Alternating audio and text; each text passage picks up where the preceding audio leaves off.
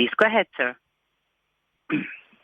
Hello, everyone, and thank you for joining today's presentation.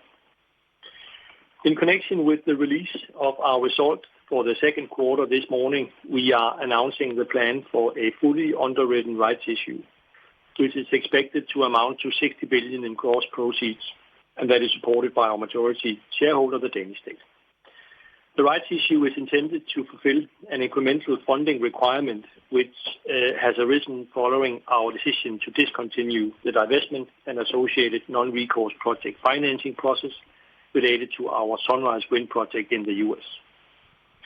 With the rights issue, we will strengthen our capital structure to cover for the full ownership of Sunrise Wind and provide the needed financial robustness and flexibility for the execution of our strategic plan as announced in February and position orsted for future growth.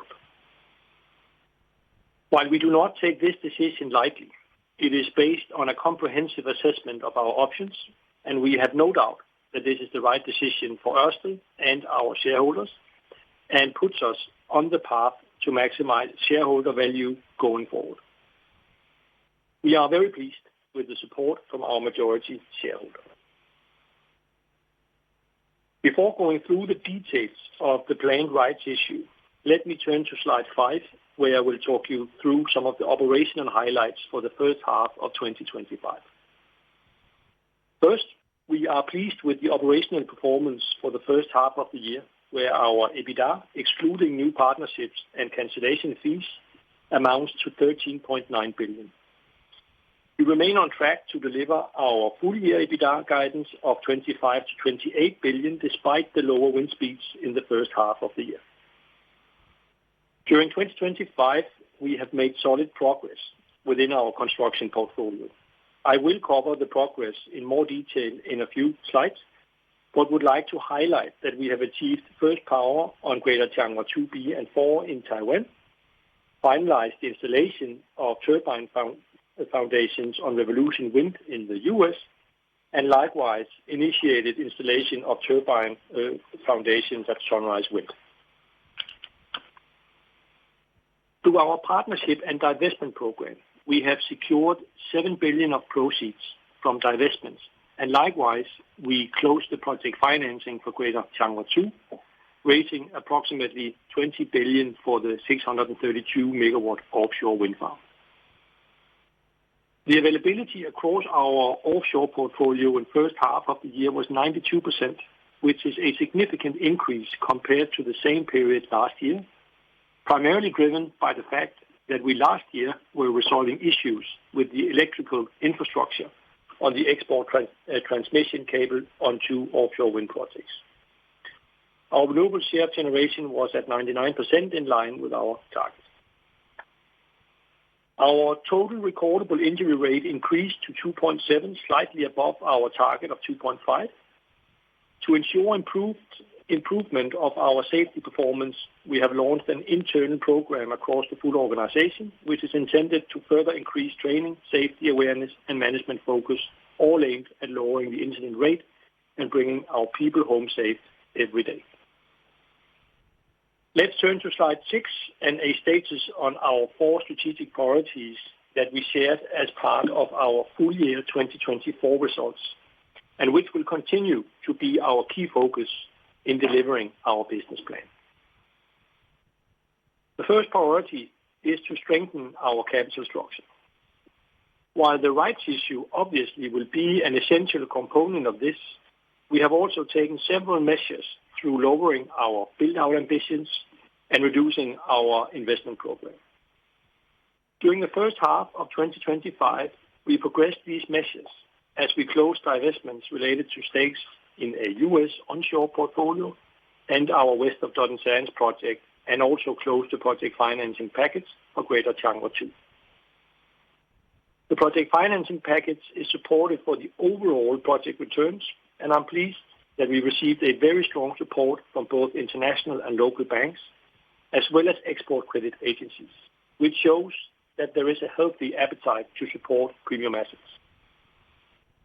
Furthermore, the continued earnings contribution from our operational portfolio is an important part of strengthening our capital structure, and I'm pleased with the performance that we have seen in first half of 2025.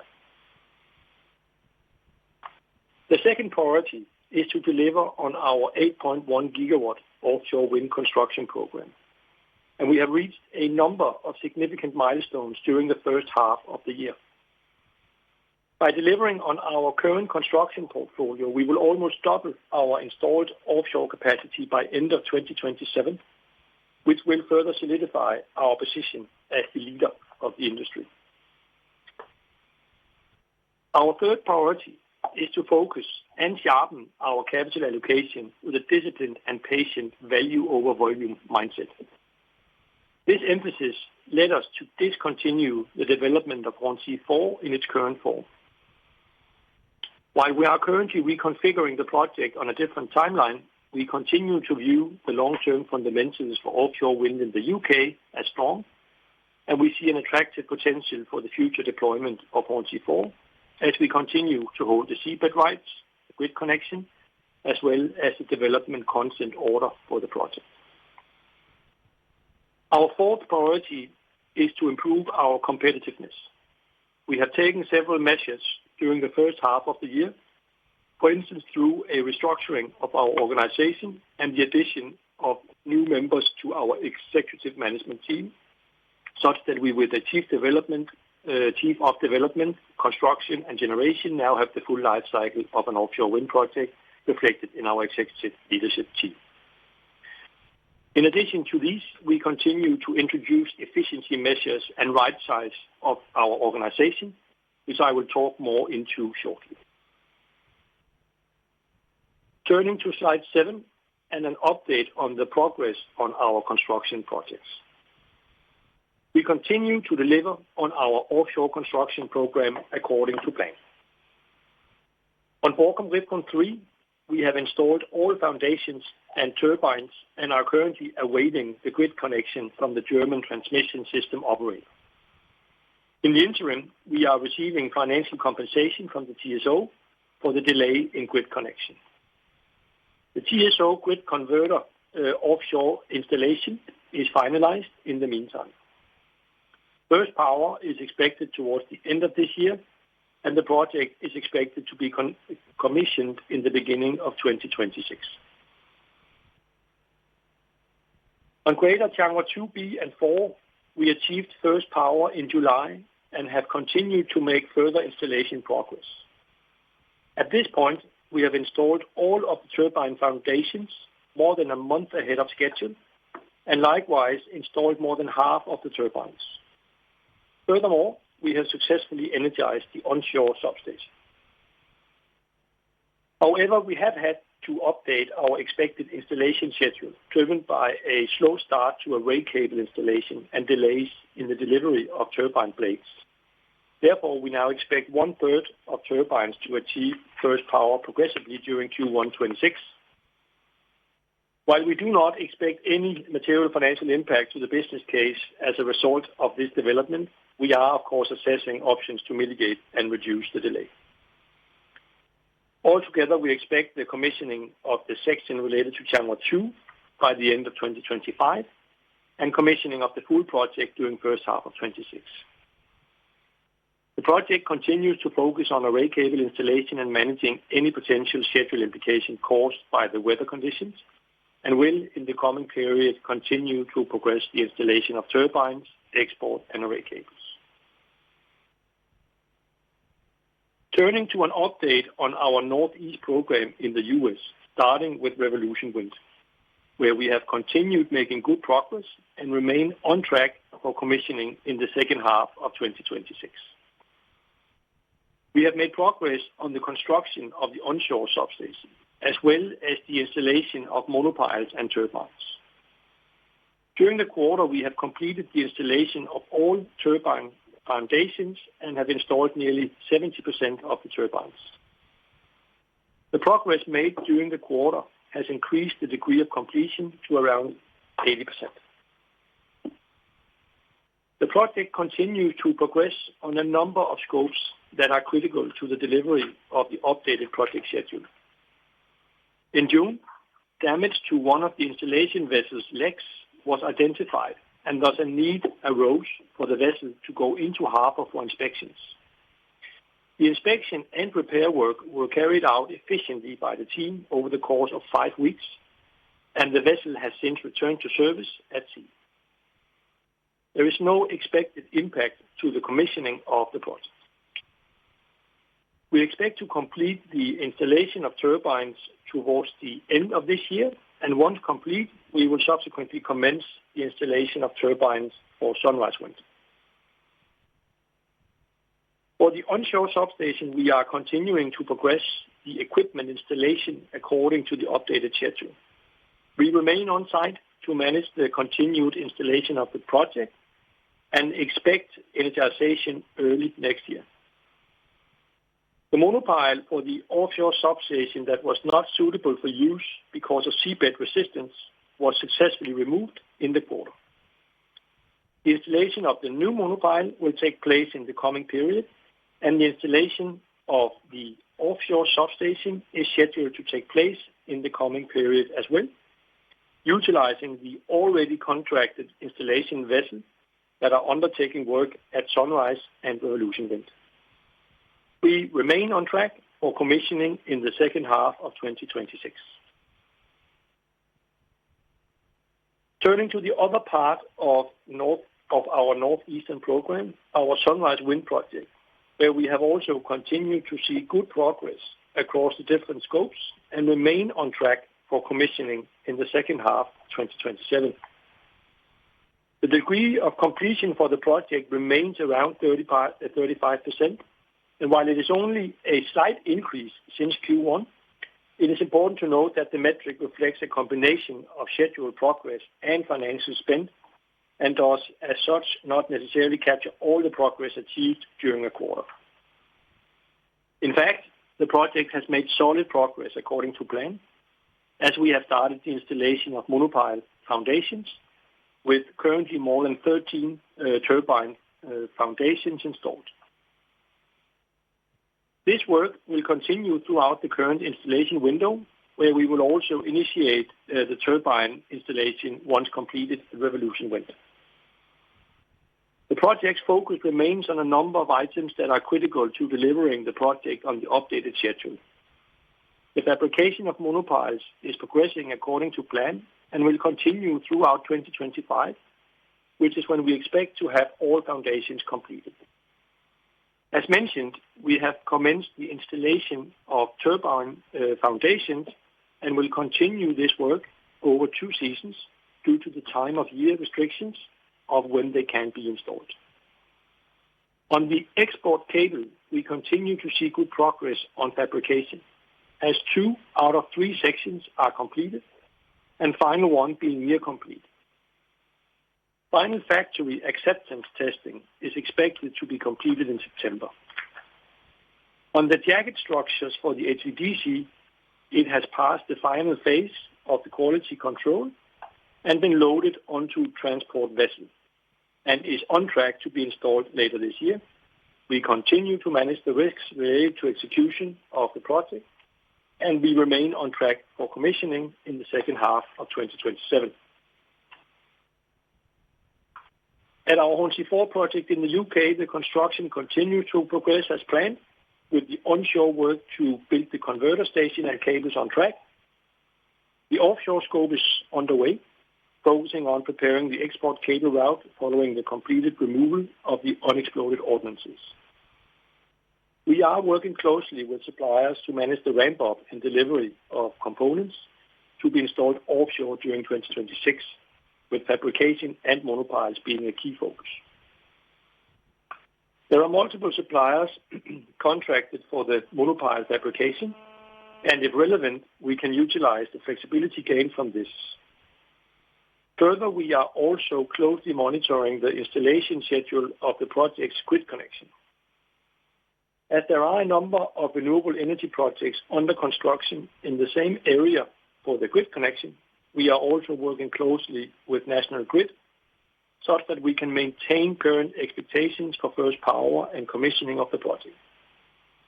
The construction work for the co-located battery storage solution is planned to start during the second quarter of this year. In Poland, our Baltica 2 project is moving ahead according to schedule, and our collaboration with our partner PGE is working really well. We are progressing the first phases of the construction project, and in the second quarter, this included continued construction work at the onshore substation site and cable route preparation onshore and offshore, as well as progress on the manufacturing of the offshore substation and monopile fabrication. We are closely following the fabrication progress of the key components and taking the necessary mitigation actions, for instance, for the offshore substation, where the project is managing various items related to design, alignment, defense, and security. We remain on track for earliest possible sail away mid-2026 from Vietnam for the 4 offshore substations. The progress on the installation harbor in Poland is still on track and will float in the schedule. We will continue progressing the fabrication, cable route preparation, and also finalize cable design to initiate the cable manufacturing. We are closely engaged with contractors and regulators to ensure that we progress according to the current schedule. Finally, the project is undertaking regular site visits with our partner to secure high focus on safety.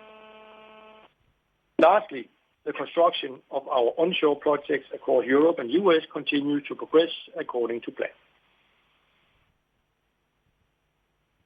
With that, I will now turn to slide 8 and cover how the use of proceeds from the rights issue will strengthen Ørsted's foundation.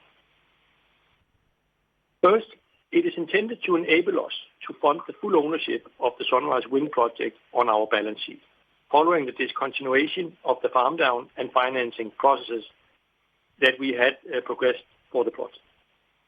Secondly, the rights issue will strengthen our foundation and secure an improved capital structure, which is required to unfold our business model and optimize the value of our operational assets and construction portfolio.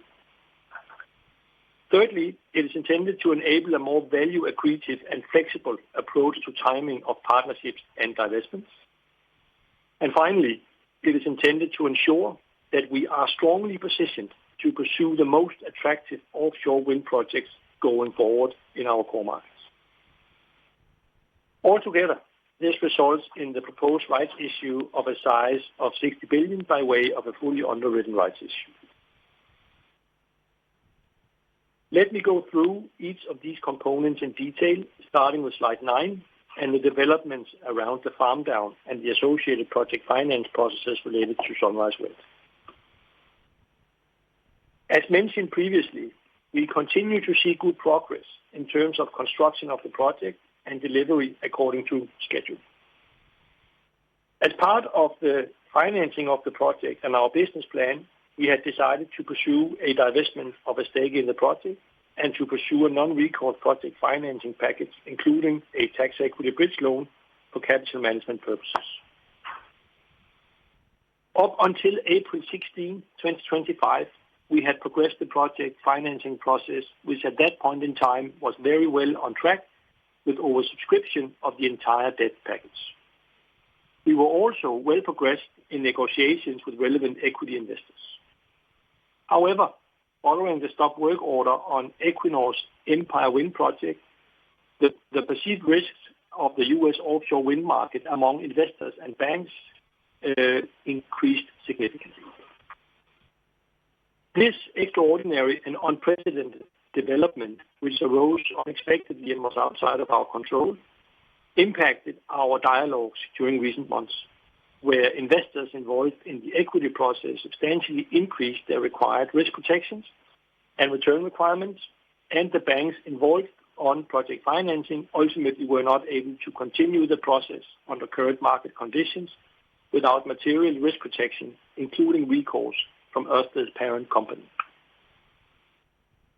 Based on these developments, we decided today to discontinue the process, as it is not possible to complete the partial divestment and associated non-recourse project financing of Sunrise Wind on terms which would provide the required strengthening of our capital structure and support our investment program and business plan. As a result of this, a significant additional incremental funding requirement is needed to cover for the lack of proceeds from both the equity divestment project finance package as well as incremental capex requirement following our decision to assume full ownership of the project throughout the construction phase. The combined effect of these developments has led to an incremental funding requirement of around 40 billion across the period 2025 to 2027. Despite these developments around the funding of Sunrise Wind, the project is, as said, moving forward well, with an absolute return level on a life cycle basis that remains at the mid-single digit level we have communicated before. Turning to slide 10 and a walkthrough of why a strong capital structure is required for Ørsted's business model to optimize the value of our operational and construction portfolio. For us to leverage our business model and optimize execution, a strong capital structure is a prerequisite.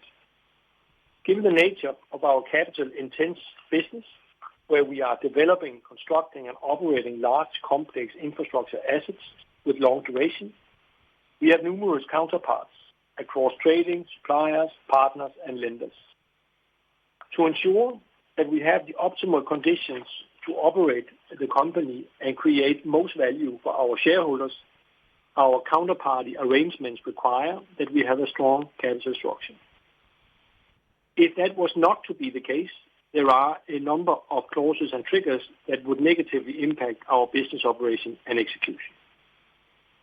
Towards both incoming asset partners and suppliers, we would be required to increase risk protection, thus worsen the terms on which we can enter into partnerships and agreements. A weaker capital structure and consequently lower credit rating would also require that we post additional collateral related to trading and hedging activities, as parent company guarantees would not be sufficient. And furthermore, it would reduce our access to favorable terms for funding activities. For these reasons, we remain firmly committed to maintain a robust capital structure with a targeted solid investment grade rating. Turning to slide 11 and the financial flexibility that the rights issue will provide. As part of the initiatives already taken to strengthen our capital structure, we had a sizable divestment program at a point in time where conditions for divestments have been challenging due to the macroeconomic conditions and updated views on offshore wind as an asset class. Under these conditions, we have, as planned, delivered almost 30 billion of proceeds over the past 18 months. Going forward, and once we have delivered on our key ongoing transactions, which Trond will come back to, we will be able to take a more value-accretive and flexible approach towards the timing of partnerships and divestments and lower our dependency on farm downs below 50% ownership of operational assets to fund our business plan, thereby also lowering the execution risk. Retaining a larger share of projects' operational cash flows supports our capital structure long term.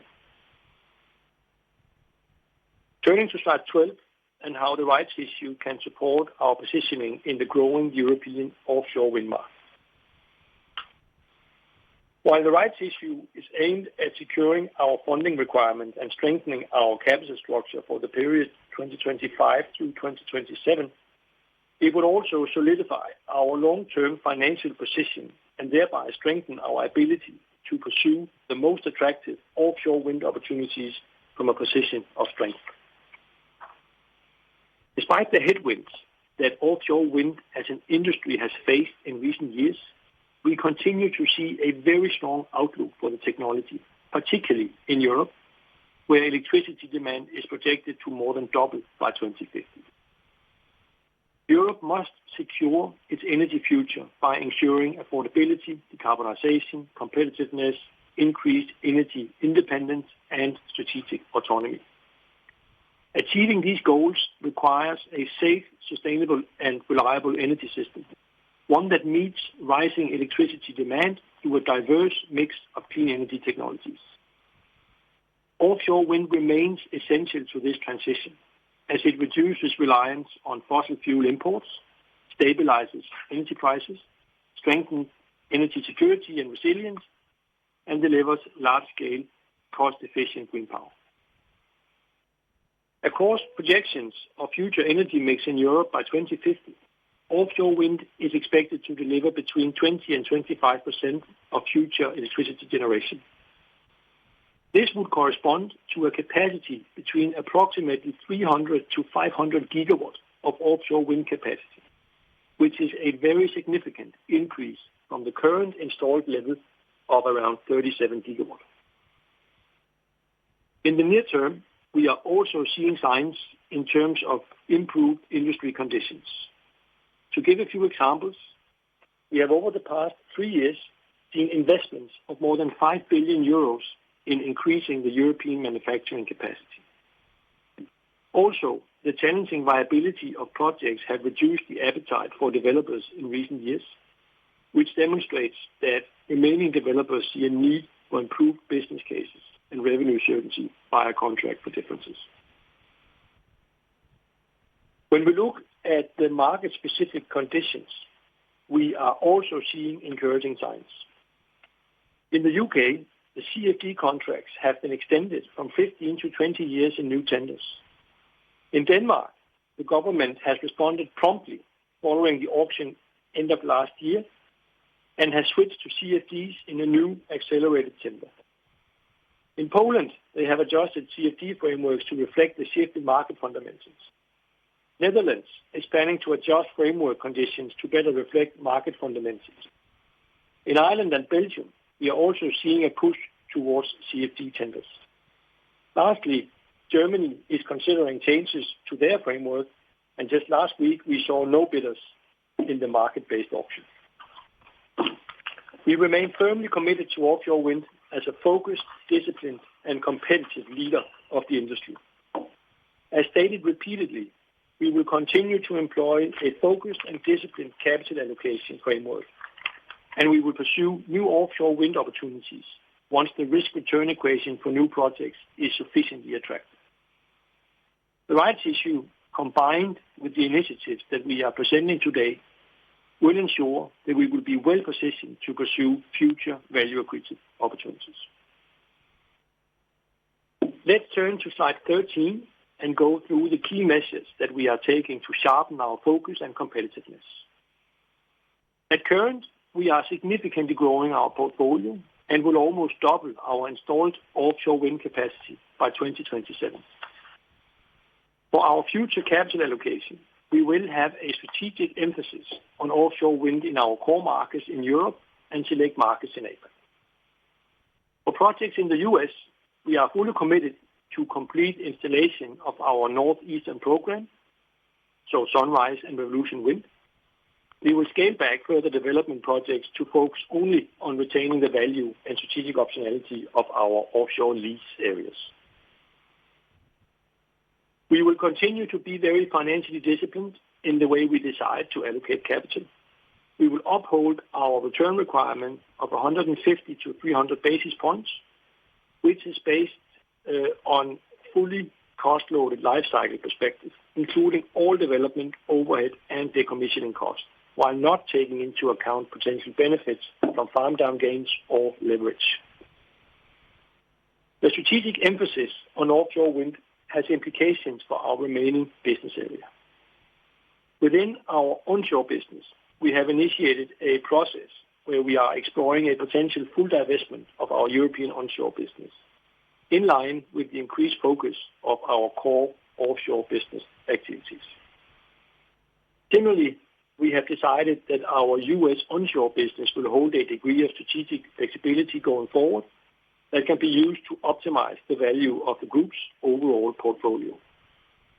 This means that the U.S. onshore business will be granted a higher degree of autonomy and independence going forward. Our U.S. onshore business has a strong foundation and continues to deliver attractive earnings and operational cash flows. Within our bioenergy business, we are also focusing our activities as we will not pursue further carbon capture tenders in the immediate future. In addition to these decisions, we are also introducing measures and initiatives to increase our competitiveness and cost efficiency. First, we are making investments into our trading and revenue business that will optimize the value from our growing operational portfolio. This is expected to contribute an expected incremental EBITDA impact of 0.5 to 1 billion annually from 2027 and onwards. Secondly, we are taking several measures within our generation organization to improve our output and lower cost base through portfolio and operational efficiencies, technological innovation, standardization, and generation excellence. With our current initiatives, this is expected to drive incremental annual cash flow improvements in the range of 2 to 2.5 billion from 2027 and onwards, approximately half of which is expected to have EBITDA impact. Finally, we are in the process of right-sizing our organization throughout 2025 and 2026 to lower our cost base, as we are aiming to design an organization that reflects our current build-out and is more flexible going forward. We expect to provide further information on these initiatives towards the end of the year. Let's turn to slide 14, where we'll cover our capital allocation principles. First, it is key for us that future investment decisions will be taken within the parameters of strong capital structure, with a targeted FFO to adjusted net debt above 30%. We see this as the right level for us to ensure that we can maintain our solid investment grade rating. And as I have described, it is important for our business model and the value we create from our construction and operational portfolio. Regarding dividend, we remain committed to reinstate dividends for the financial year 2026 with payout in 2027. We fully appreciate the importance of dividends to our shareholders and reiterate our commitment to reintroduce it. Lastly, we will only pursue opportunities that meet our strict value creation criteria. We have already illustrated this commitment with our decision to discontinue development of Hornsea 4 in its current form. We will continue with our disciplined value over volume mindset and only pursue new opportunities once the risk-return equation for new projects is sufficiently attractive for us. Based on the committed capital of 145 billion through 2027, the projections of our credit metrics indicate a significant increase in our investment headroom beyond 2027, which we look to utilize, governed by the strict capital allocation principles that I just described. This implies that the projected financial headroom will be utilized for value-creating offshore wind investment opportunities or alternatively shareholder remuneration. With that, let me hand over the financial update to you, Trond. Thank you, Rasmus, and good morning from me as well. Before going to the numbers of the business plan, let's turn to slide 16 and walk you through the key development of our EBITDA in the second quarter. For the second quarter, we realized a total EBITDA of 6.6 billion. And when I refer to numbers, they're all in Danish kroner, except otherwise stated. That is slightly higher than last year. Excluding new partnerships and cancellation fees, we realized an EBITDA of 5.3 billion, and that is the same level as for Q2 of 2024. For the offshore business, earnings came in around the same level as last year. Earnings from sites increased by more than 400 million, driven by ramp-up generation at Gode Wind 3, compensation related to Borkum Riffgrund 3, higher availability rate, as well as higher pricing on green certificates and inflation-linked subsidies. This was partly offset by the impact of lower wind speeds. The decrease in other costs within the segment primarily relates to cost reallocation, which does not impact the overall earnings for the business. In our offshore business, earnings increased by 200 million, driven by ramp-up generation from new assets and sale of components. Within bioenergy and other, earnings increased mainly driven by higher achieved offtake prices and increased offtake volumes. For new partnership, we recognized an EBITDA gain of 2.8 billion relating to divestment of a 24.5% stake in the West of Duddon Sands project. For cancellation fees, the total amounted to a net loss of 1.5 billion. This related to the decision to discontinue development of Hornsea 4, which led to a negative EBITDA impact of 2.9 billion. This was partly offset by a positive impact of 1.3 billion from various settlements and other contract payments relating to the Ocean Wind 1 project. On a related note, we have now virtually worked our way through the contract settlements related to ceasing development of Ocean Wind 1. And we have ultimately managed to settle on better than assumed terms for more than 9 billion in total.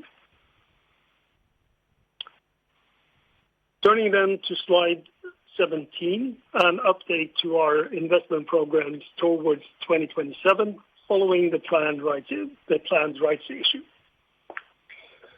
Our guidance on gross investments continue to reflect our share of the capex that we have committed to our ongoing construction projects. Compared to our previous guidance of 130 billion of committed capex, the increase of approximately 15 billion relates to the incremental capex from increasing our ownership share in the Sunrise Wind project throughout the entire construction phase, as well as higher anticipated costs due to the imposed tariffs in the U.S. As shown on the graph, part of our capex outlook is realized during the first half of 2025. So the incremental capex requirement is around 120 billion. Of that, around 110 billion is expected to be deployed towards the installation of our 8.1 gigawatt offshore construction portfolio, and the remainder will be used for construction of our projects within onshore and bioenergy business. Turning now to slide 18 and an update to our partnership and divestment program. Since we launched the acceleration of our farm down program, we have, except for Sunrise Wind, progressed according to plan. With the planned rights issue, we will reduce some of our planned activities and only execute on selected number of divestments to optimize value creation. Across 25 and 26, we now expect to secure proceeds of more than 35 billion across a number of transactions. We have already secured almost 7 billion of proceeds this year by closing of a transaction of a stake in the U.S. onshore portfolio, as well as the divestment of the stake in the West of Duddon Sands project. The additional proceeds are expected to come from a small number of transactions, but primarily from partial divestments of our ownership shares in the Hornsea 3 and Greater Changhua 2 projects. In addition to this, as Rosmet also mentioned, we have launched the sales process for a potential full divestment of our European onshore business as part of our strategic prioritization. We have made good progress on both the divestment process in Greater Changhua 2, which is progressing according to plan. Regarding Hornsea 3, as of today, we are well progressed with the preferred bidder. As we have said over the past quarters, it is a buyer's market, which we see reflected in the return requirements from the potential incoming parties. We are always looking to optimize our divestment according to our three objectives. And for the potential divestment of Hornsea 3, capital management is particularly important consideration given the scale and the fact that it is in the relative early in construction phase as we speak. Compared to the previous target of 50 to 60 billion of proceeds in 25 and 26, the main adjustments relate to the removal of the previous expected farm down of Sunrise Wind and removal of some divestments below 50% ownership in operational assets. Going forward, we will have a more value-accretive and flexible approach to timing of partnerships and divestments, which will be driven by value optimization rather than funding requirements. Hence, we lower our dependency of divestments as a funding tool. In this regard, we now plan to undertake the entire financing on Sunrise Wind ourselves and will reassess our stake in the project at a later stage depending on the development of the market conditions. Turning to slide 19 and our earnings projections towards 27. For our EBITDA, we continue to see earnings growth towards 2027, mainly driven by commissioning of the projects we are currently constructing.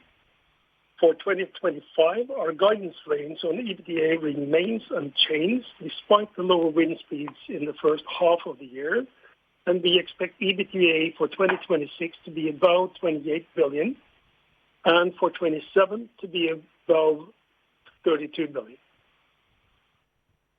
For 2026, we adjusted our EBITDA expectation downwards, driven solely by a change of the expected timing of the farm down of Greater Changhua 2 project. As we now assume to divest the stake early in the year, compared to previously assumed towards the end of the year, as well as the removal of anticipated earnings from the construction agreement for Sunrise Wind. For 27, the EBITDA growth compared to previous years is driven by ramp-up generation and commissioning of new projects towards the end of the year. Also, there are benefits from trading and revenue initiatives, optimization of generation, as well as reduction in organizational cost included. For the return on capital employed, we expect to be average around 11% for the period 25 to 27 and more than 13% for 28 to 30. Compared to the ROCE for the same period under previous guidance, the impact is coming from higher investments following full ownership of Sunrise Wind, which lowers the ROCE with approximately 2 percentage points over the period 25 to 27. Hence, the average ROCE for the period 25 to 27 would be around 13% if we exclude the increased capital employed, which we will incur due to the full ownership of Sunrise Wind. Towards 27, the investments undertaken in our large construction portfolio are impacting the metrics significantly, as the average capital employed for construction projects not contributing to earnings during the period is expected to be 50 billion. To put this into perspective, our capital employed at the second quarter is around 165 billion. Turning to slide 20 and our sources and uses towards 27. As Rasmus covered, the discontinuation of partial divestment and the associated financing process for Sunrise Wind led to an incremental fund requirement over the period 25 to 27. To ensure that we continue to have the right level of capitalization throughout the coming years, we have concluded that the total rights issue of 60 billion will ensure this. We continue our work on farming down major fully owned projects.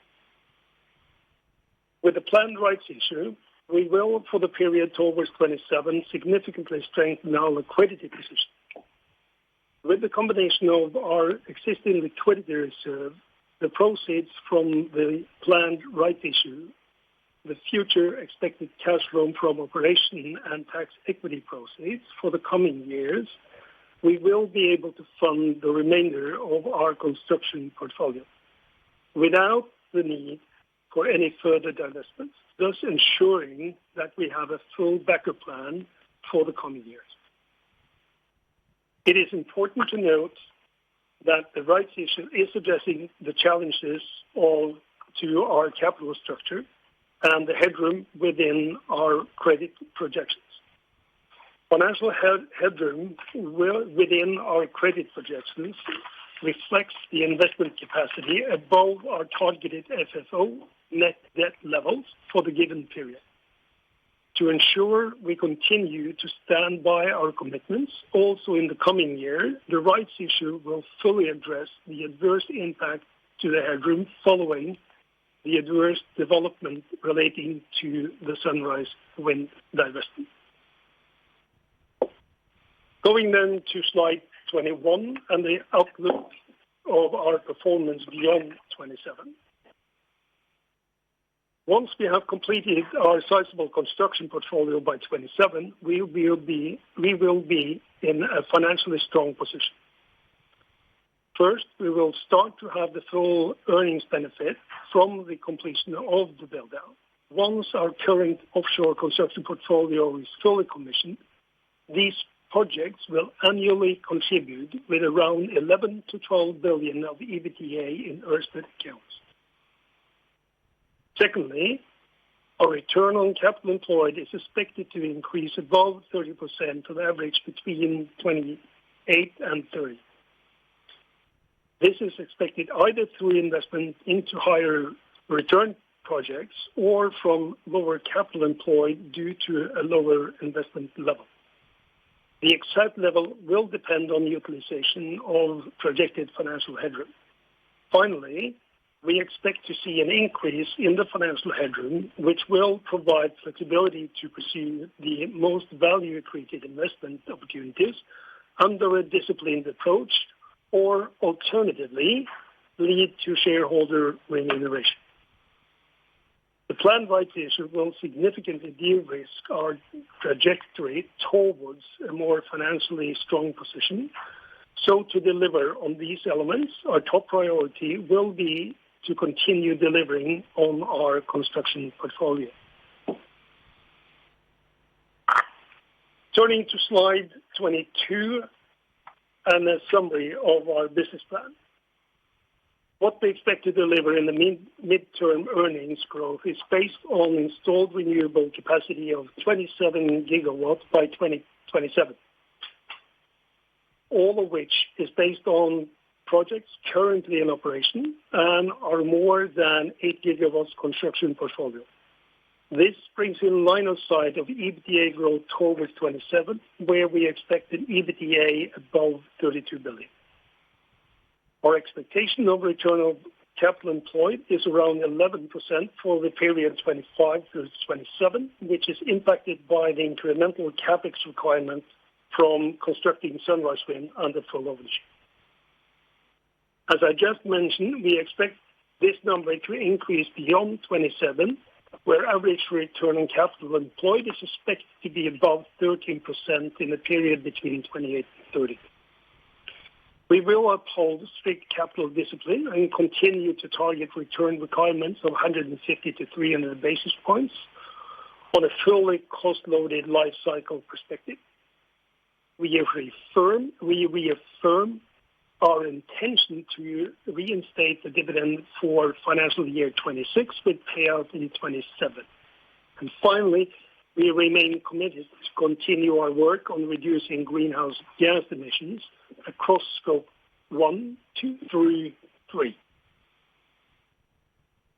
Finally, on my part, let's turn to slide 23 and the key parameters on our rights issue. The rights issue provides preemptive subscription rights for existing shareholders. The targeted proceeds is 60 billion, and it is supported by the Danish state for its 50.1% pro rata share of the capital increase. The remaining part of the rights issue and the expected proceeds are fully underwritten by Morgan Stanley & Co. International. Next step will be to host an extraordinary general meeting where the board will authorize the rights issue. This is expected to take place on September 5th.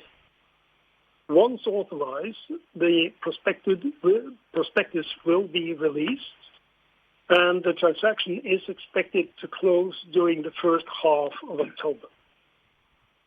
And with that, I will hand back to Rasmus for closing remarks. Thank you very much, Trond. Let's turn to slide 25, where we'll summarize the presentation. We continue to solidify our leading position with offshore wind, with our more than 10 gigawatts of capacity in operation and more than 8 gigawatts of capacity to be commissioned over the coming years. We hold an attractive operational portfolio that continues to deliver solid, predictable earnings, and we are initiating measures that will further improve the value of the portfolio through generation excellence and revenue optimization.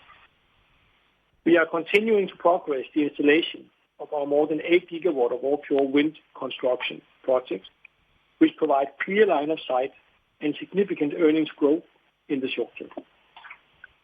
We are further sharpening our strategic emphasis on offshore wind towards core markets in Europe and select opportunities in Asia, where fundamentals are in place for sufficiently value-accretive growth. With the planned rights issue, we will enhance our financial flexibility and solidity, which will support higher value retention in partnerships and divestments. Finally, we will continue to apply a disciplined capital allocation with strict prioritization of value over volume. Our objective financial headroom will be applied toward value-accretive offshore wind opportunities or alternatively shareholder remuneration. With that, let's turn to Q&A. Operator, please. We will now begin the question and answer session. Anyone who wishes to ask a question may press star and 1 on the telephone. You will hear a tone to confirm that you have entered the queue. If you wish to remove yourself from the question queue, you may press star and 2. Questioners on the phone are requested to disable the loudspeaker mode while asking a question. In the interest of time, please limit yourself to 1 question. Anyone with a question may press star and 1 at this time. Our first question comes from Harry Wayward from BNP Paribas. Please go ahead. Hi, morning everyone. Thanks for taking the question. So I'll keep it to the allowed 1. Can we just do an inventory of what you gain from doing the rights issue? So this is what I have, but maybe you could fill in if I've missed anything. So you're going to keep 100% of Sunrise now, so you get more earnings from that.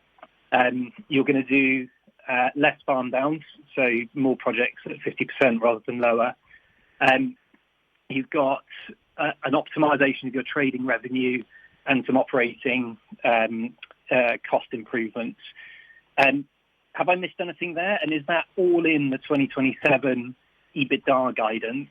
And could you, and I guess given that so many projects are starting up in the second half of 2027, what will we be looking at for 2028 EBITDA? So, you've mentioned 11 to 12 billion from the under construction projects. How much of that 11 to 12 billion is missing in 2027? And obviously the reason for the question is, what one of the lower bounds for your share price is going to be your sort of full EBITDA, EV/EBITDA, as in 2028. So if you could help us roughly see where full EBITDA would be in 2028 with all the projects up and running, that would be very helpful. Thank you. Thank you, Harry. So 3 things. First of all, you are broadly right about what we gain from this. So as said, it is 4 things. It is the situation on Sunrise Wind. It is to make sure that we have a strong capital structure so we can unfold our business model. It is to enable a flexible and more value-accretive approach to farm downs. And it is very much to increase the financial robustness and flexibility going forward so that we are very well positioned to continue to lead the way on offshore wind in Europe, where we believe that the long-term fundamentals are very strong in our core markets. Then on your point on 27 and 28 guidance, as I hear you, so we don't give guidance for EBITDA in 2028. We have communicated as you have seen today, but of course the 11 to 12 billion that are coming of EBITDA from our 8.1 gigawatt construction projects, of course, gives you some feeling for what is coming. Remember, that is a full year effect from 2028 and onwards. And as you are sort of trying to work that in your model, then of course you should take a look at the projects that are expected to be COD'd by the back end of 2027. So Sunrise Wind and Hornsea 3 as examples. Where of course with Sunrise Wind our EBITDA contribution will be very significant because we assume to do that on a 100% basis. So that gives you some feeling, Harry, for the EBITDA, but we don't guide on 28. Okay, that's right. Maybe just have one last stab at the question. Would you be able to tell us how much of the 11 to 12 billion is from projects that are starting up in 2027, or even give us a rough share of the 11 to 12 billion that's coming from Sunrise and Hornsea 3 and Baltica 2? No, Harry, we don't guide on EBITDA on individual projects. We believe that with the 11 to 12 we have put out, which we feel very good about. You have a very good feeling for the incremental value that you will get from the construction portfolio that is ongoing. Okay, understood. Thank you. The next question comes from Peter Bizaga from Bank of America. Please go ahead. Yes, good morning. Peter Bizaga here from Bank of America. My question was on execution risks remaining to your new business plan. It strikes me there's kind of like two big ticket items here that I was hoping you could comment on. So one is Hornsea 3, where, if I heard correctly, down to sort of one preferred bidder. There are sort of press reports suggesting that other bidders have pulled out. So wondering what the risk is that process could fall through or take longer than you'd indicated for rating agencies. And then I guess the other big one is actually completing the construction of your two US offshore projects. Are you 100% comfortable that the US administration cannot block either of those projects now that Empire Wind was given or was allowed to restart? And what contingency is there? What sort of plan B is there if either of those things fall through? Thank you. Why don't you take Hornsea 3 first, and then I take construction of US projects? I will do that. When it comes to the progress of the farm down on Hornsea 3, as we said, we're in the preferred bidder stage, and that is according to the timeline that we have been having all along. And of course, we don't comment on the content of those negotiations. But the only reason why we have come with this news is, of course, the situation in the U.S. that has triggered this. When it comes to all our other farm downs, they are progressing as we have planned. So nothing sort of in addition of comfort I can give you there, but there's no news other than being on plan on the Hornsea 3. And as with respect to the construction of our Northeast program, so Sunrise Wind and Revolution Wind, the construction is moving forward fully according to plan as we set it out in February. So we are at 70% of the turbines has been installed on Revolution Wind. 34 array cables, all foundations except for the remainder on the offshore substation. Onshore substation progress on track. So our focus now on that project is installation speed. It's the onshore substation and obviously also the last monopile. Same for Sunrise Wind, moving forward fully according to plan. 13 foundations installed. The offshore substation is ready for sail out mid-August expectedly. All export cables are also produced and ready for sail out. 35 of the monopiles has been produced and are progressing and so on. So the progress on both project is moving forward according to plan, and we expect, as said, COD of Revolution Wind in 26 and COD of Sunrise Wind in 27. And with respect to the regulatory environment that you are alluding to, at this stage we have no indication of a similar decision or stop-work order against our northeastern U.S. program. And I'm not gonna speculate about potential regulatory changes that are outside our control. Our projects have completed multi-year reviews, have followed all state and federal procedures, and we remain 100% committed to the continued construction of our program. And with respect to the last part on the buffer.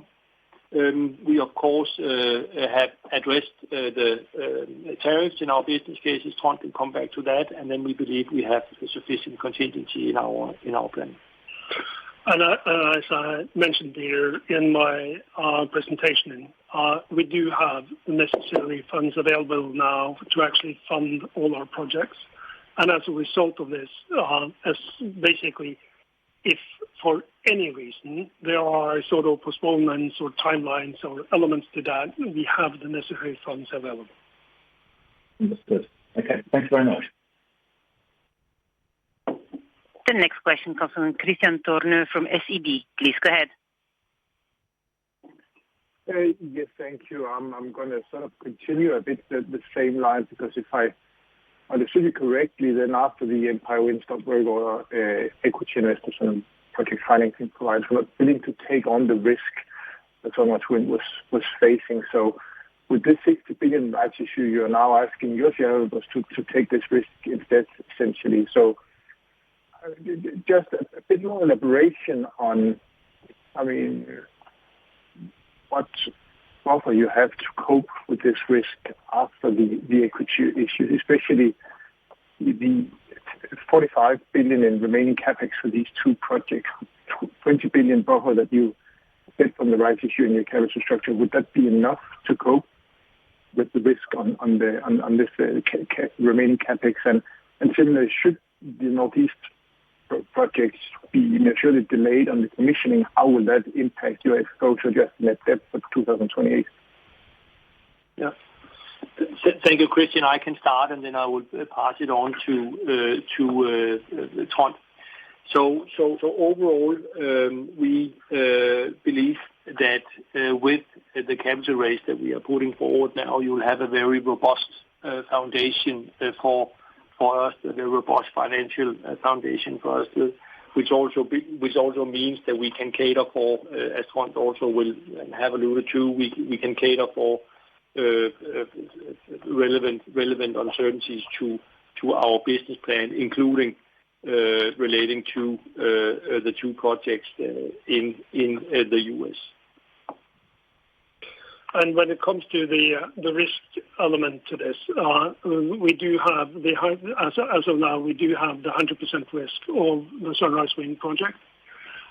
When we have discussed the possible farm down of the Sunrise Wind, it was of course an important element of having risk mitigation. What we have experienced in the negotiations after April is, of course, that is not possible at this stage relative to the market conditions, and thereby we need to mitigate that risk going forward.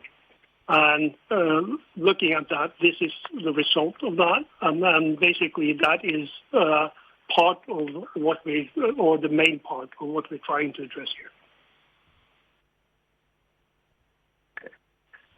And then just maybe my last part on sort of step up in the FFO to adjust net debt. I mean, will there still be a step up if Sunrise doesn't start to produce in 28 as planned?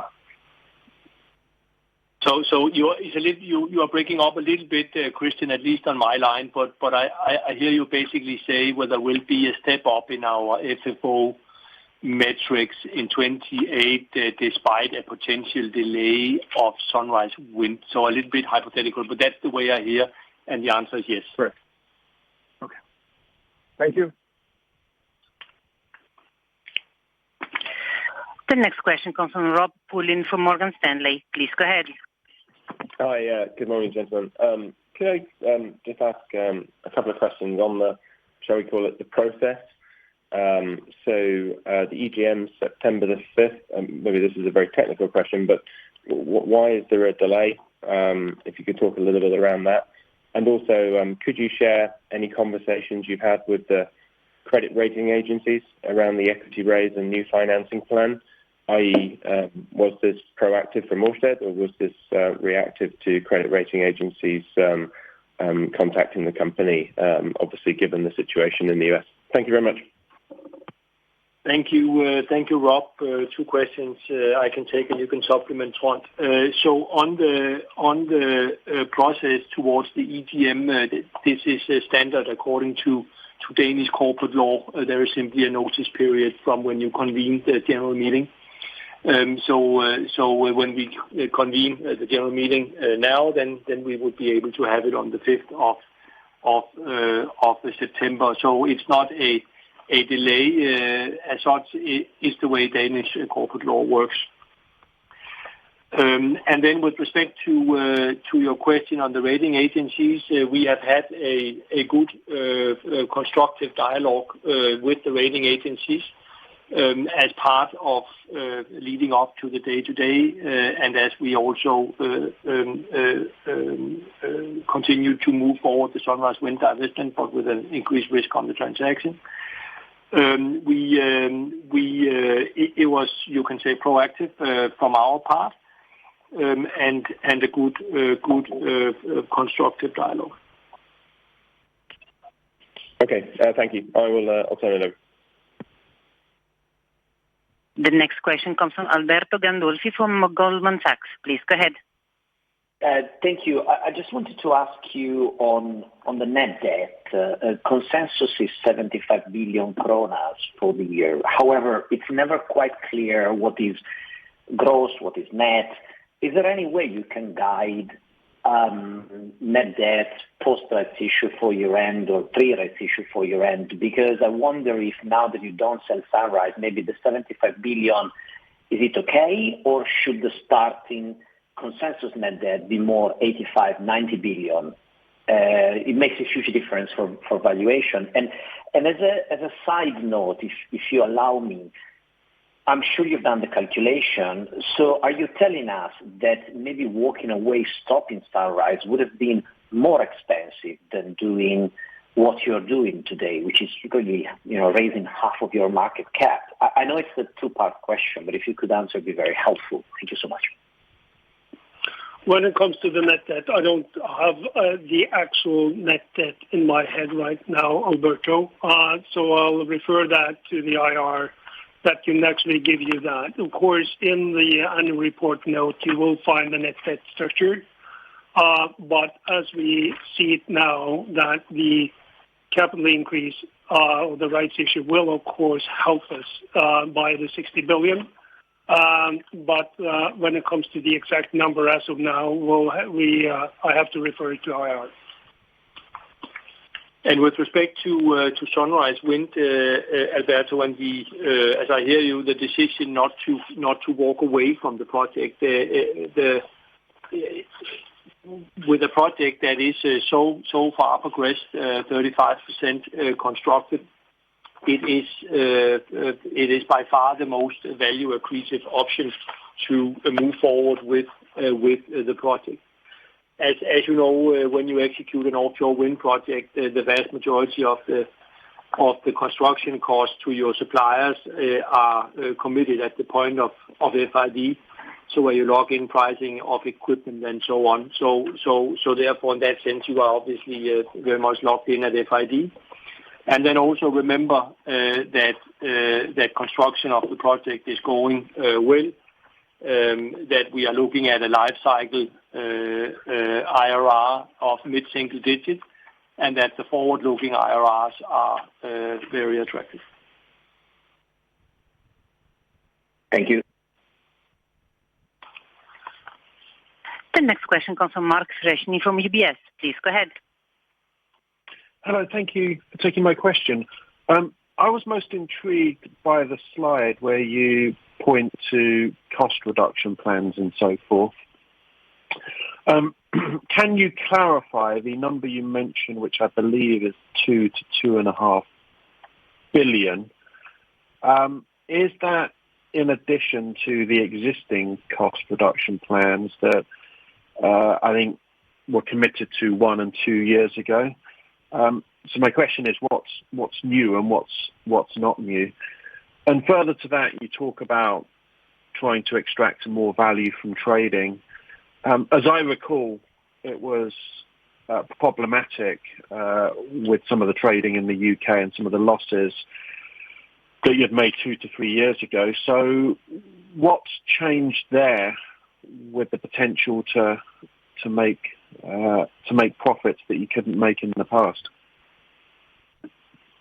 Thank you, Mark. So just as a starting point, there are 3 elements, if you will, of our competitiveness and efficiency approach. One is the right sizing of our organization that we have talked about before. And to that end, to answer your question directly, we have delivered on the numbers that we have previously put out. And the way you should think about it is that we will continue to right-size our organization throughout 25 and 26 to match the flexibility required and the new business environment we are in. But we are not putting numbers to that today. We will expect to return, as we have said, throughout 2025 with more information by the end of the year. With respect to the 2 to 2.5 that you are referring to, I take that to be the initiative around generation. As I said before, we have recently appointed a new Chief Generation Officer, Godson Yoku, who is reporting to me and the team. And we are moving forward really well with various initiatives in our generation business to improve our competitiveness.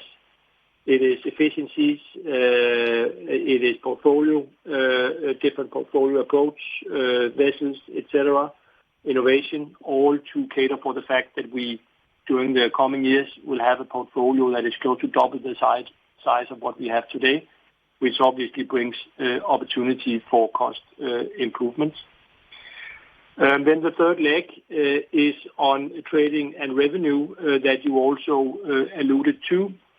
So the 0.5 to 1 billion of EBITDA expected from 27 and onwards is basically coming from, you can say, three components.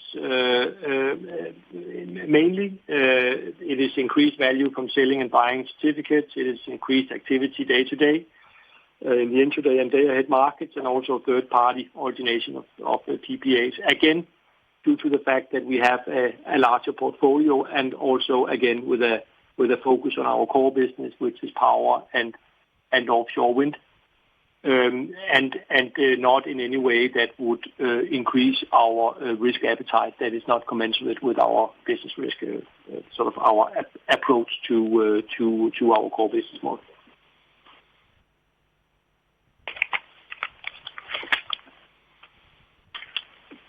The next question comes from Lars Heindorff from Nordea. Please go ahead. Yes, morning. Thank you for taking my question. It's on the CapEx and also in that relation to EBITDA guidance, the CapEx of 145 billion that you guide. we're having this discussion before. Is this a gross or net number? And the reason why I ask is that how much have you assumed in terms of farm downs that are included in those 145 billion? It will be fair to assume that you have taken in 50% farm down of Hornsea 3, and maybe also you can indicate at what point of time you have earlier stated that it will probably be in 25.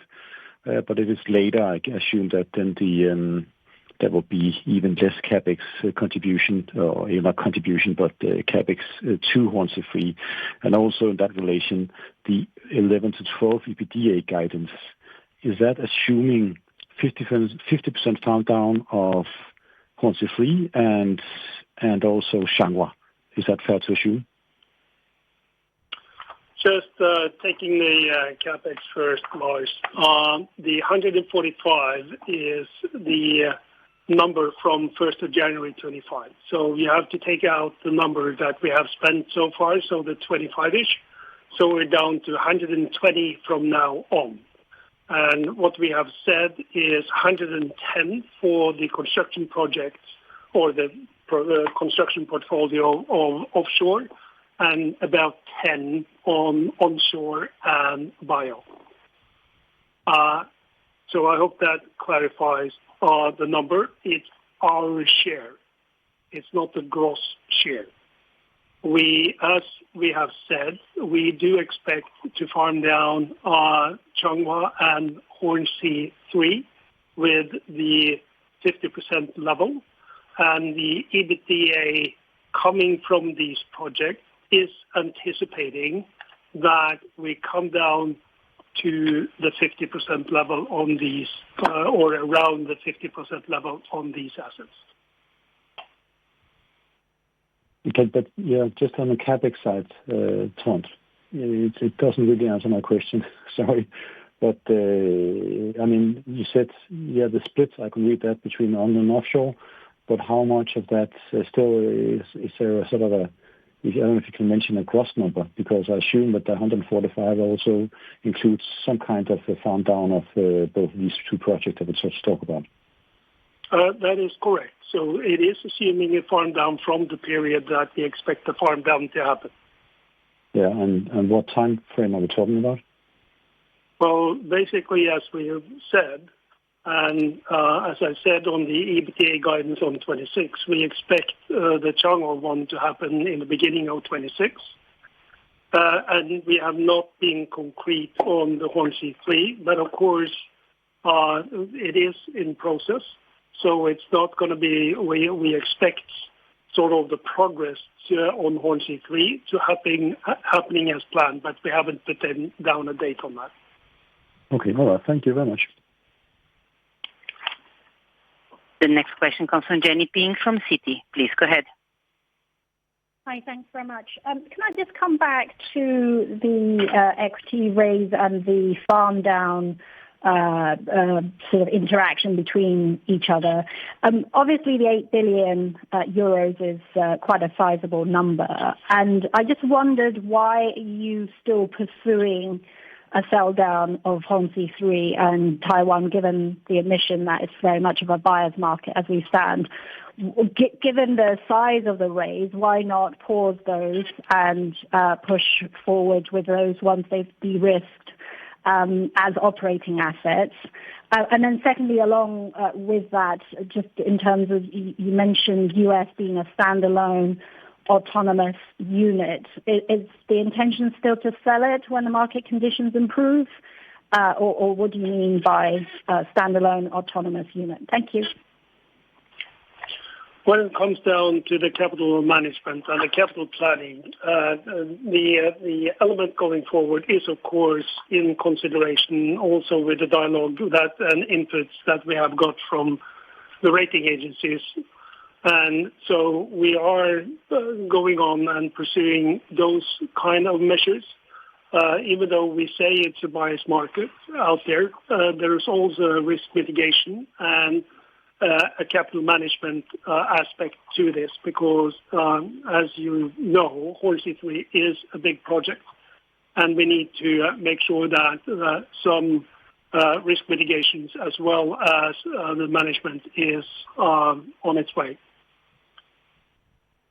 And with respect to your question on U.S. onshore, Dennis, so as I said, we have initiated a process of basically uniting and also separating out our U.S. onshore business, which means, as you point out, that it will become a more standalone organization. We do this because it will drive value for that business through lower overhead costs, reduce global and U.S. complexities, and also clear governance. It's important that we have to note that our current U.S. onshore business with 5.6 gigawatt of installed capacity is a well-run, attractive business, and is quite accretive to our earnings and also positive for our capital structure. And just to be clear, we have not at any point in time indicated that we would exit that business. But on the offshore side, we are saying that we will focus on our execution projects, Revolution Wind and Sunrise. Thank you. Sorry, just to follow up on the first part. I guess what you're saying is that the credit rating agencies are requesting or requiring your Hornsea 3 farm down, but is it fair to say if you don't get the price that you want, the equity raise will be sufficient to fill the gap for a farm down later on? So just to be clear on this point. No, but the element is of course that the rights issue will of course put it in a better position relative to the valuation. But as I said in the beginning and during the presentation, the capital management is an important element when it relates to the Hornsea 3. And of course, if we're not doing any farm downs, even though we have the funds available, it will definitely put a very heavy pressure on our FFO to net debt in this period. And that's what we're trying to avoid. Thank you very much. The next question comes from Casper Blom from Danske Bank. Please go ahead. Thank you very much. A question relating to the comment Rasmus gave a couple of times, that this rights issue will also give you some muscle and flexibility to pursue the most attractive projects going forward. You're in a position right now where you are constructing a lot towards 2027, quite a spending spree, and then it slows down. And there are no big capex planned as it is right now for 28 and onwards. Now, let's assume that you saw opportunities. When would you need to sort of secure an award in order for that to be something that kicks in 28? I mean, we've often heard that, the timelines in offshore wind are very long. So, how long can you wait to get something that you can construct in 28? Or is it more realistic to assume that there can be a couple of years vacuum with no big construction going on in Orsted? If you could sort of elaborate a bit there. Absolutely. Thank you, Casper. So first of all, important to emphasize that we believe, as I've said a few times, very much that there is a very strong outlook for offshore wind, in particular in Europe, and also very much that there is a rebasing happening in the coming years. So investments in the supply chain, as I talked about, and also that, frankly speaking, there is a rebasing happening right now in the market. At the same time, you will see, I believe, around 110 gigawatt of centralized tenders coming in our core markets alone in the coming years. So UK, Denmark, Holland, Belgium, Ireland, Germany, and Poland. And then on top of that, we have our proprietary portfolio, Hornsea 4 as an example that I talked about, of I think around sort of 11-ish gigawatts. UK, Poland, Ireland, Belgium. So therefore, there is plenty of opportunities for us to go for sufficiently attractive growth in Europe for the long horizon. But remember that we will only do that if we see the value there, and it we are not in a hurry in any way. I, of course, fully acknowledge, as you also allude to, that there is a likely scenario where we could have a couple of years with fewer or no CODs towards the back end of this decade, sort of a year or two, or what it ends up being. And this is obviously clearly manageable for us. We are in this for the long run. We are right-sizing our organization, as I talked about. We are becoming more flexible to manage this than we have been historically. So that is the way we think about it. It will be a value over volume, and we will not pursue opportunities just to fulfill a hole in the pipeline, if you will. If not today, then maybe at a later point, it would be really interesting to hear how you protect the capabilities in Ørsted and your knowledge base if you actually come to a point where there are no construction projects going on, just as a comment. Absolutely, Casper. Remember also the construction timeline for projects in our construction business. That there are also a lot of time spent also on the development, and as you would allude to before, the development cycles and the construction cycles for offshore wind are long. So we are not concerned about retaining the capabilities we have in Ørsted. We have a unique team with a unique capability across all elements of the life cycle of a wind farm, and this is of course something that we will continue to focus on. That we always retain the very best people. Thank you. The next question comes from Dominic Nash from Barclays. Please go ahead.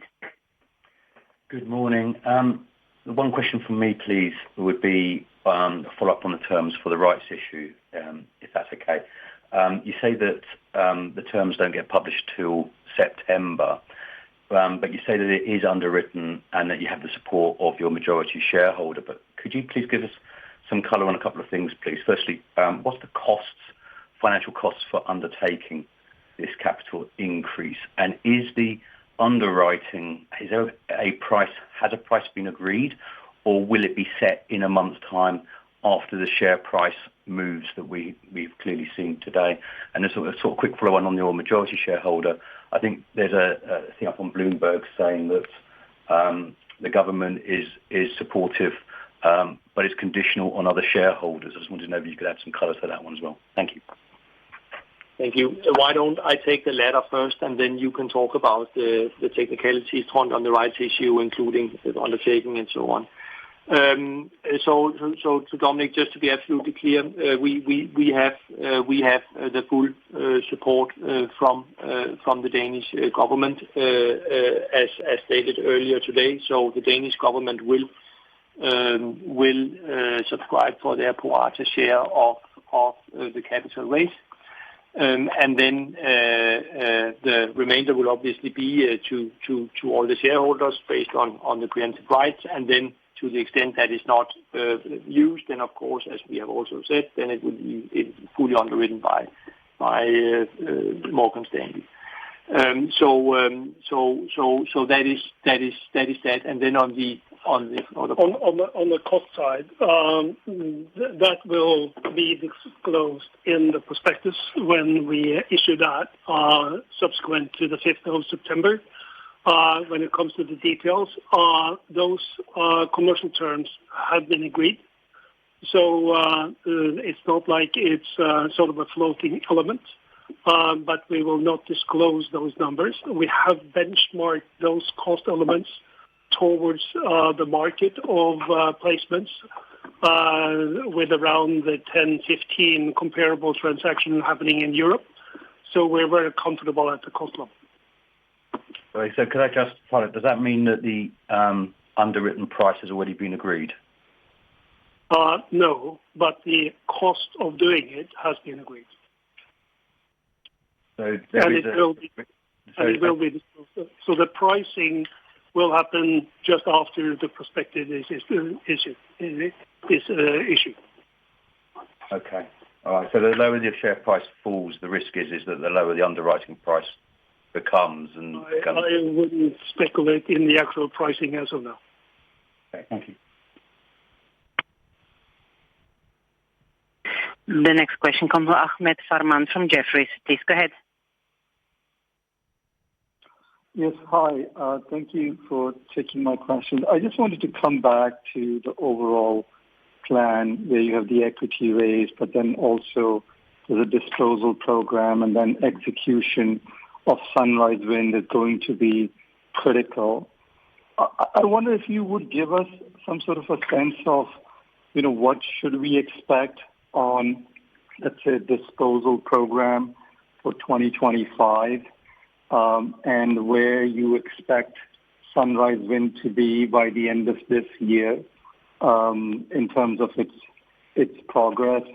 Or would you say that there is enough with this equity raise, that there is enough headroom that the timing as to when the disposal program is delivered from a credit rating perspective doesn't really sort of matter too much? So whether it's by December 25 or mid-2026, there's quite a lot of headroom in the program. So that's one question. Second question is, anything you can say about sort of market conditions around European onshore wind assets? That would be helpful to hear your perspective on interest for such assets. Thank you. I can take Sunrise and European onshore, but why don't you start, Trond, with... When it comes to the headroom, Ahmed, it's actually, as a result, when we finish the rights issue, we, of course, have timing-wise much more headroom relative to the timing elements of certain things. So I would say that, yes, there is no sort of fixed metrics of having to be done by year-end, not having to be done by year-end when it comes to the credit metrics. It's more sort of a continuous over time element. But of course, I cannot say when or how they will evaluate the different elements. But I'm comfortable that the rights issue 60 will give us enough headroom on the timing on the execution of different elements. And on the Sunrise Wind, so basically, how do we your question on where do we project the project will be by the end of the year? The project is, as I have said, moving forward according to plan. The degree of completion is going up as we have expected, and rounded to 35%, as we have said. And we are pleased that we are now we have now installed 13 out of the 84 foundations. So again, the project is moving forward well according to plan on the construction side. And then with your question on the market conditions for Europe onshore, the process we are running, I assume. We are in the middle of it, so therefore I'm not gonna give too much detail, but just say that it's a very, very good platform we have. It's a very capable team, and we are not concerned in any way about the liquidity or the depth in the M&A market for a platform of that nature. Thank you.